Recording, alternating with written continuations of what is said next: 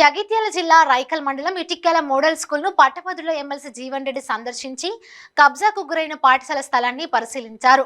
Model school లైబ్రరీని పరిశీలించి విద్యార్థులతో మాట్లాడారు. పాఠశాల భూమి కాపాడేందుకు ప్రయత్నం చేస్తే తమకు నోటీసులు పంపించారని పాఠశాల ప్రిన్సిపల్ సిబ్బంది ఎమ్మెల్సీ జీవన్ రెడ్డి ఎదుట వాపోయారు. ఈ సందర్భంగా ఎమ్మెల్సీ జీవన్ రెడ్డి మాట్లాడుతూ ప్రభుత్వ భూమిని కబ్జా చేసుకోవడంతో పాటు మోడల్ స్కూల్ భూమిని సైతం ఆక్రమించుకునేందుకు యత్నిస్తున్న వారిపై చర్యలు తీసుకోవాలని డిమాండ్ చేశారు. సర్వే చేపట్టి ప్రభుత్వ భూమి హద్దు రాళ్లు ఏర్పాటు చేసి మోడల్ స్కూల్ భూమిని పరిరక్షించాలన్నారు.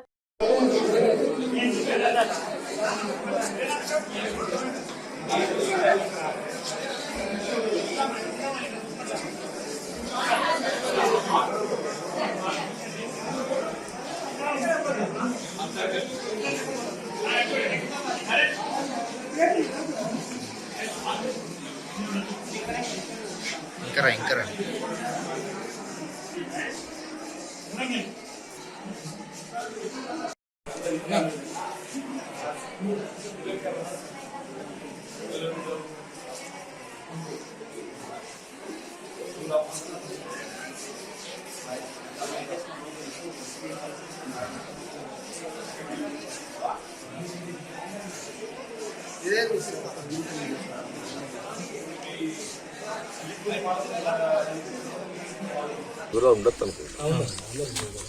or each of them were having 3 acres 36 గుంటలు.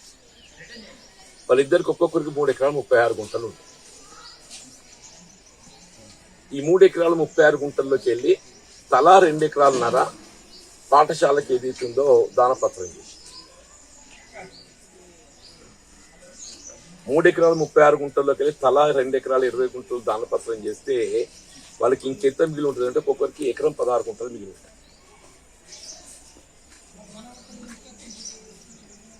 వెంకట నరసింహారావు గారు కానీ విజయసింహారావు గారు కానీ ఏదైతుందో పాఠశాలకు ఈ 5 ఎకరాల భూమి తలా 2 ఎకరాలన్నర దానపత్రం చేయగా వాళ్ళ మిగిలి ఉండేది కేవలం ఏదైతుందో ఎకరం 16 గుంటలు మాత్రమే.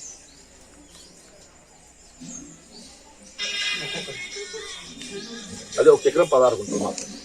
అయితే ఇక్కడ ఏం జరుగుతుంది సాధారణంగా బాబు అంటే పాఠశాలకు ఏదైతుందో ఆ రిజిస్ట్రేషన్ గిఫ్ట్ డీడ్ అది రిజిస్టర్డ్ కాదు, నోటరీతో సంతకం పెట్టి ఇప్పించి దానివల్ల ఏమైపోయింది ఇది పహనిధి కార్డులో తొలగింపబడి ఇది నా ఊహ నా అంచనా చెప్తాను జరిగి ఉంది.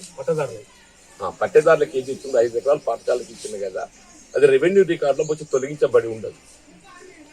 దాని ఆసరాగా చేసుకుని ఏదైతుందో ఈ పెద్ద అయిన వెంకట నరసింహారావు గారు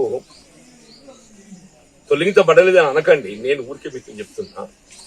దాన్ని ఆసరాగా చేసుకుని ఈ వెంకట నరసింహారావు గారు ఏం చేసినంటే ఆయనకి ఎకరం 16 గుంటల భూమి ఉంటే 2 ఎకరాల భూమి అమ్మేది.